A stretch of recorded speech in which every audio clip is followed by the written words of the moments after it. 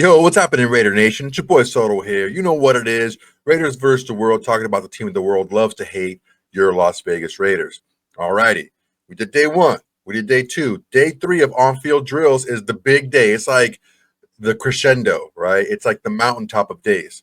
There's quarterbacks, running backs, and wide receivers. Now, unfortunately, not a lot of quarterbacks are going to do the drills, and some running backs aren't going to do drills, and some receivers aren't going to do drills. It's a whole mess. But we're still going to see them. The players are still going to meet with teams. Some of them will take medicals. Some of them won't do medicals. I don't know. This whole thing has just become ridiculous after a while. Before we get started, I want to make sure everyone please subscribe to this channel. If you watch this channel, if you've seen my videos before, go ahead and hit me up with a subscribe. It really helps me out. And it's the absolute bare minimum you can do to help this channel besides doing absolutely nothing. It's absolutely free. So go ahead, subscribe, hit that like button, and drop me a comment. All right, guys, let's get started. Okay, first quarterback we're going to talk about is Shedeur Sanders out of Colorado. Yeah, he's a really polarizing prospect, okay? And it's due to his last name. If his last name was Smith or Jones or whatever, no one would give him like nearly the crap that they're giving him. Shedeur Sanders is an extremely accurate passer from the short to intermediate and even the long passing game, whether he's on the run or whether he's not on the run in the pocket. He prefers the pocket, but he can still throw on the move. If you guys watched my Shedeur Sanders video where I broke him down a little bit more, this is more of the same. What Shedeur Sanders doesn't have is the flashy arm. That's it. Everything else Shedeur Sanders has through the roof. Arm-wise, he's accurate. He's on time. He can play from the pocket. He can throw outside of the pocket. Now, he prefers not to. When he does run, when he is mobile, he doesn't do it really to gain yardage that way. He does it more to buy time to throw. That does need to change for him. Okay. In the NFL, your quarterback doesn't need to be a running quarterback, but the quarterback needs to be able to pick up 2-3 first downs per game with his legs. When the defense is right, he doesn't have an outlet, nowhere to go with the ball. You still have to be able to attack the defense. I think it's more so coaching than anything. He has the ability to run, okay? And everyone thinks that, oh, well, Cam Ward is much more athletic.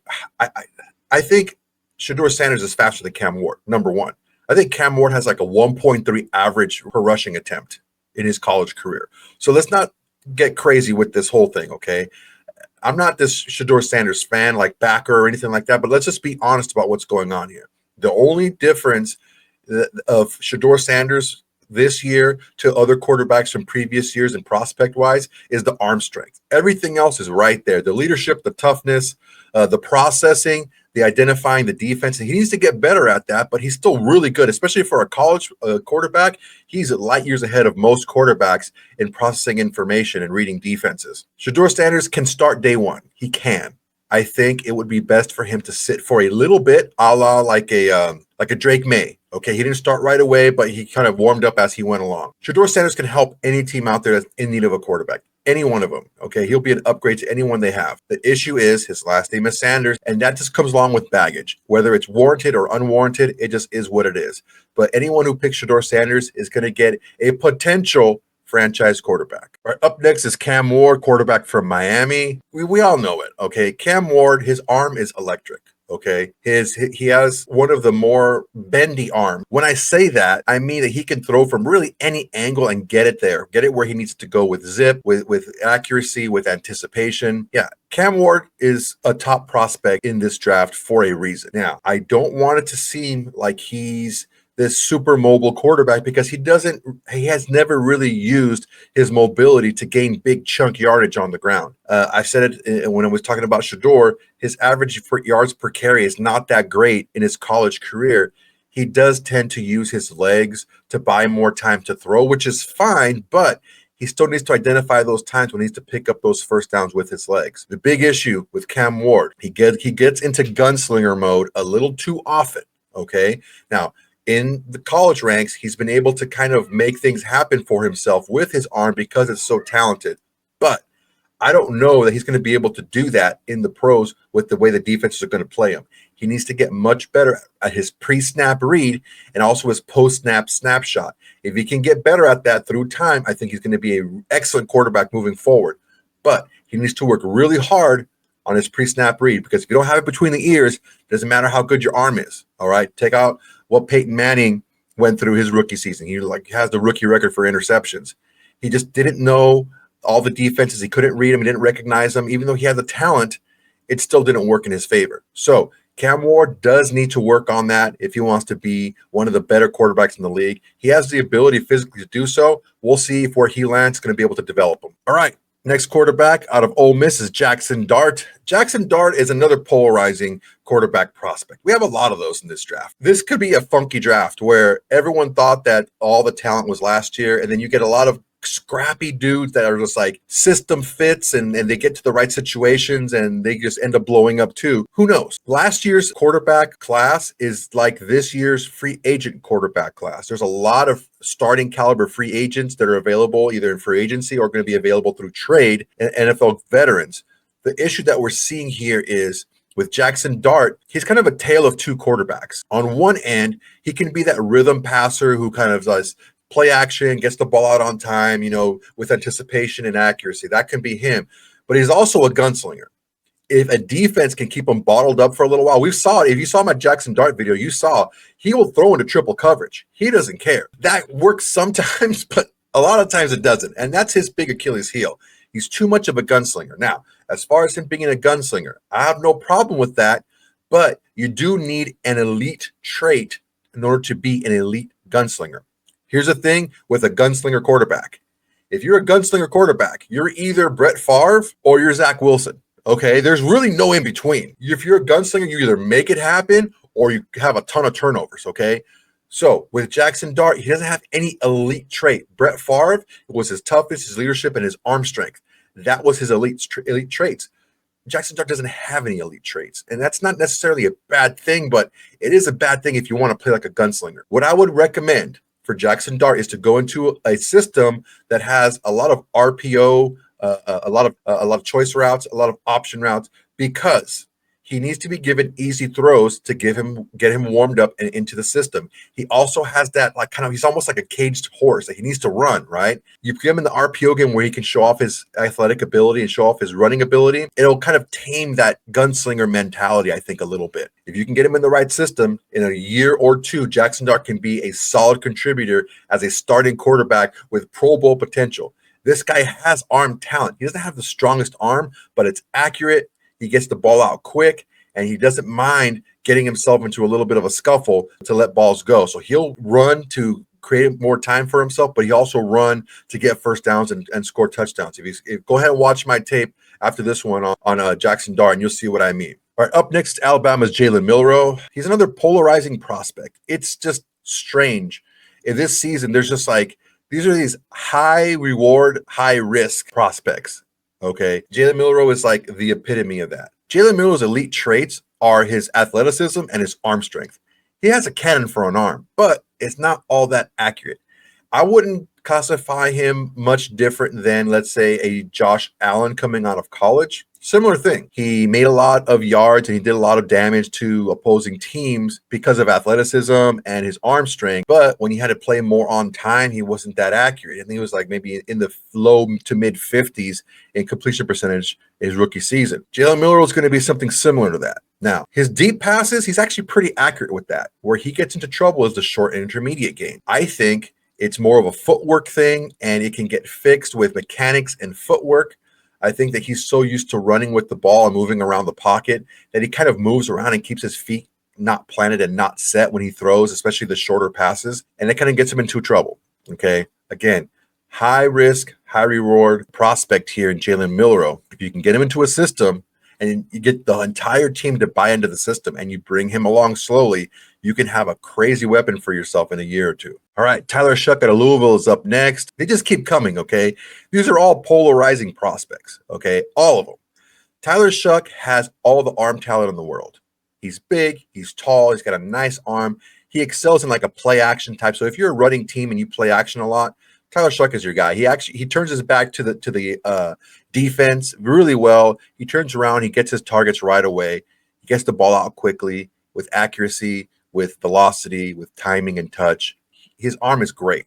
The issue with Tyler Shough is he's injury prone. I think this last season in Louisville is the only season I think he's had where he's played the entire year. He's missed games and big chunks of seasons every single year in college, I think besides his freshman year. So he's bounced around quite a bit because he's been injured and just bouncing around trying to find a niche for himself. But the talent is there, okay? He's like a borderline, second, third round pick. If a team has the ability to bring him along slowly, get him stronger, get him healthy, teach him how to process information quickly under pressure, teach him how to take those snapshots, teach him to know where to go with the ball, give him a type of offense that has a lot of outlets and checkdowns. If you can do that for him, he could be an extremely, extremely high-end caliber starting quarterback.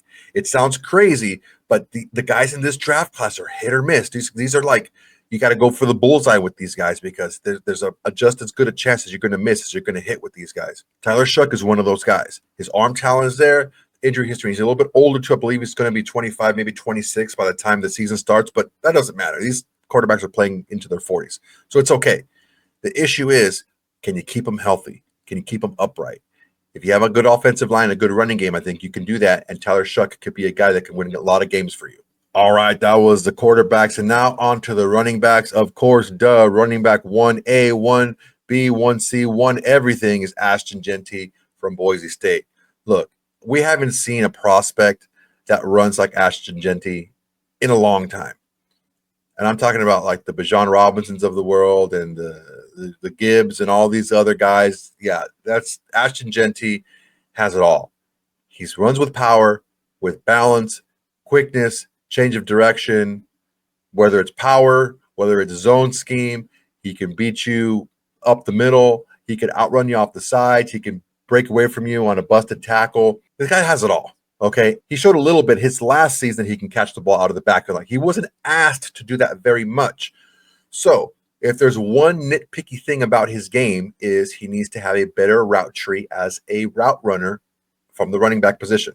Not just be there for dump offs and check downs and stuff, but actually be able to attack linebackers and safeties with his route running. I don't see that to be any problem. He's plenty athletic to do it.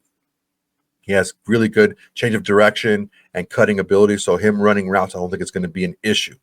He is a little bit short, but he's not small, okay? Trust me. Ask anyone who's trying to tackle the guy. He's not an easy tackle. This guy is in a extremely deep running back class. He's the best running back available. Any team that needs a running back should consider taking Ashton Jeanty. I don't care where you are in the draft.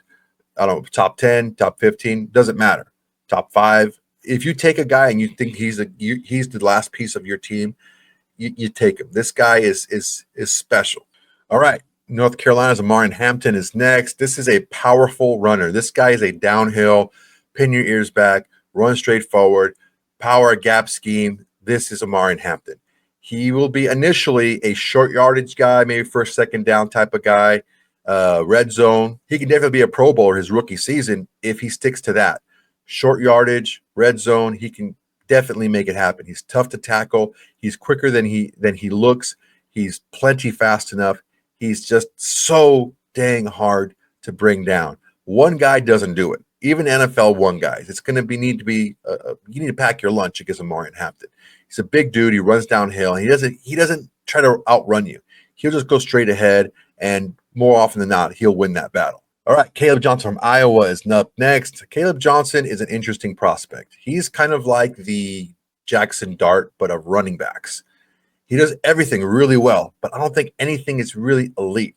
He has great vision, but he doesn't have vision like Ashton Jeanty. He's powerful runner, but he's not powerful like Omarion Hampton. He's fast, but he's not like Trayvon Henderson fast. But he's just like right there. He's really good at all these things. His cutbacks, his power running, his speed, his breakaway speed, his quickness, all this stuff, his vision, his blocking, all this stuff is really, really, really good. But no one thing is elite. Now, a running back like this can be a strong, solid running back for a team for a lot of years, but you have to put him in the right system. He needs to be a power gap type running player, okay? The zone scheme probably is not going to be the best for him. That's where he's going to be at his best. We'll see what happens when it comes to being a receiver during the on-field drills at the combine, but that's the one question that he has in his arsenal is, can he catch the ball out of the backfield? Everything else he does really, really, really well. All right, the first of the Ohio State running backs is TreVeyon Henderson. Now, TreVeyon Henderson is the opposite of the previous two running backs. He excels at the zone running scheme. He has great footwork, great vision, great cutback ability, and he has excellent burst. This dude is just electric. He's going to be his best at like the 15 to 18 touches per game, and not just rushes. You can get him in space. This guy can go house it any single time he touches the ball. The issue is going to be with him is how can he stay in the game and keep the defense guessing? He needs to be able to pass protect. He needs to be able to run a bigger route tree. So if he can do that, he could be an excellent running back right away for any team in the league. All right, Dylan Sampson from Tennessee is up next. Now, Dylan Sampson, it's a shame about Dylan Sampson, okay?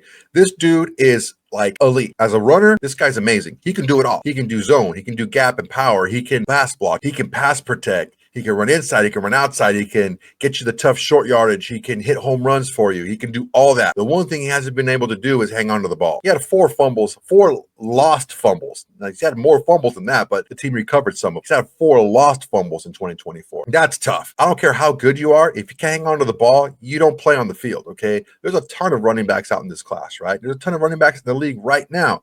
If you can't hang on to the ball, you're just not going to play. If Dylan Sampson can go ahead and take care of that, he could be a good contributor to any team in the league, no matter who's on the team, no matter who's the running back. This guy is that good. He can split time with anyone in the league right now. His main issue is he needs to be able to hang on to the ball. Ball security is huge in the NFL, and if you can't hang on to it, you don't really hit the field all that often. Quinshon Judkins is up next from Ohio State. He's kind of like the thunder to Henderson's lightning. Instead of the zone scheme of Henderson, he's like more of a gap power runner. He's a bigger back, powerful, but he's just as fast, he's just as strong, and he's just as powerful as any big runner in this draft class. He does have the same issue as Sampson from Tennessee, is he lost 4 fumbles this last season. You can't have that. You can't have that in the NFL. Tiki Barber had a similar issue with the Giants, and he was able to correct it. If these guys are able to correct it, they can have nice careers in the NFL, but can't hang on to the ball. You can't see the field. Judkins is a guy that can go out there and make things happen for you. You need that short yardage, he can get it. You need to get that red zone, first down, a touchdown, he can get that for you. The issue is he puts the ball on the ground far too often. If he can clean that up, he can be a big contributor right away to any NFL team. All right, on to receiver, and look, Travis Hunter, I did him at corner. I'm not going to do him at receiver. The top prospect in receiver is T-Mac out of Arizona. This dude is just a physical freak, man. He's just the freak of all freaks. He's tall. He's got long arms. He's got huge hands. He's got great jumping ability. His catch radius is insane. He fights for the ball like a defender, okay? And when he catches the ball, he doesn't try to juke or make all these weird moves. He catches the ball and he's straight up field. Any team that needs a receiver whatsoever, T-Mac's the guy, okay? If you get T-Mac on your team, you're automatically making your red zone better, your short yardage better, you're making your sub packages better because you can put him on one side as an X and he can just go ahead and beat a guy with his physical skills. This guy is special, and any team that gets him is going to get a great player. All right, Luther Burden III from Mizzou is up next. Now, this dude is like a wild man, okay? He runs routes, but he's not the crispest at running routes, all right? He can get out there and he can make things happen with the ball in his hands, but it's mostly like slip screens, slants, things like that, 50-50 balls. He's really good out of the slot. Well, his main thing is he's compact. He's tough to bring down. He's like a running back when he catches the ball. So he breaks one tackle and he's gone. And that's really his calling card a couple of years ago. This last season, he was exposed a little bit by the way defenses were playing him. So really more crisp route running was needed, and he needs to work on that. If he can work on his route running and be a little bit more precise, he can carve himself a really nice career in the NFL. Emeka Egbuka is up next from Ohio State. Egbuka has all the physical traits you want in a wide receiver. The only issue is he doesn't play that well against a physical defense. You can body him a little bit. Now, he does play through that, and he does win 50-50 balls and stuff like that, but he can get shut down a little bit, and he can disappear in games against a scheme that really puts a tougher defender on him. That can get better over time. He just needs to get a little bit bigger, a little bit stronger. Now, there were some instances where he's able to get off of that press coverage and he make the defense pay, but that's just few and far between. If you have a tougher secondary and you can put a little bit of a heat on them, he doesn't respond really well to that. He likes to be open and free and be off the line and catch swing passes and catch bubble screens and stuff like that, and slants and fades. He doesn't really like going across the middle. He's not going to be like a crossing route guy or an option route type of guy. That's not who he is. He likes staying on the outside where he's safe. He doesn't like going over the middle. So if he gets a little bit bigger and puts on a little bit of mass, a little bit of strength, and still keeps his quickness and his speed, it'll really help him in the pros. As of right now, he's still going to be an excellent receiver for any team that picks him up, but you have to put him in the right system and the right scheme for him to be successful. Texas's Matthew Golden is up next. Now, Matthew Golden is very similar to Egbuka in a lot of respects. He does play a little bit tougher. He's just as fast, and he has strong hands, reliable, crisp route running. I mean, excellent route running out of Golden. The issue is a little bit slight, okay? With that, you need to be able to scheme him to get the ball in space. If you can do that, he can make guys miss. He's not going to be a prototypical guy where he's going to run a lot of slants and run a lot of crossing routes and option routes. He gets hit too much for that. He's not built for that yet. If you can get him out in space in his delayed passes and get him where he can make guys miss, it's going to be the best thing for him. All right, Tre Harris from Ole Miss is up next. This is like an X receiver, okay? He's big, he's tall, he's got great hands, he runs nice, crisp routes, he's tough, he can block. His issue is his speed. He's not the fastest guy out there, but he makes up for that in his route running ability and his hands. He's got great hands. Now, he had a little bit of an injury issue this last season at Ole Miss, but if he's all clear from that, which is going to be a big thing for him in the combine, if he passes medical, it's going to be a big thumbs up for him. He's best used in a scheme that utilizes like a true X receiver. He can be on the outside. You can put him on an island. He's going to win a lot.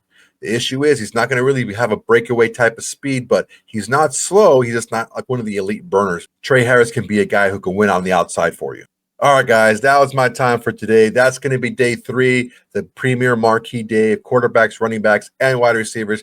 Just a little snapshot of what to look for with these guys' drills, maybe some of their draft prospects moving forward. Let me know what you think about the video, guys. Please make sure to subscribe to my channel. It really helped me out a lot. It's free, and it's the absolute bare minimum you can do to help me out besides doing absolutely nothing. All right, guys, appreciate you. Until next time, everybody. Peace. Hey, Raider Nation, thanks for watching. There's plenty more where that came from. Go ahead and smash that like button, drop a comment, make sure to subscribe and share to all your socials. It's the bare minimum you can do without doing absolutely nothing.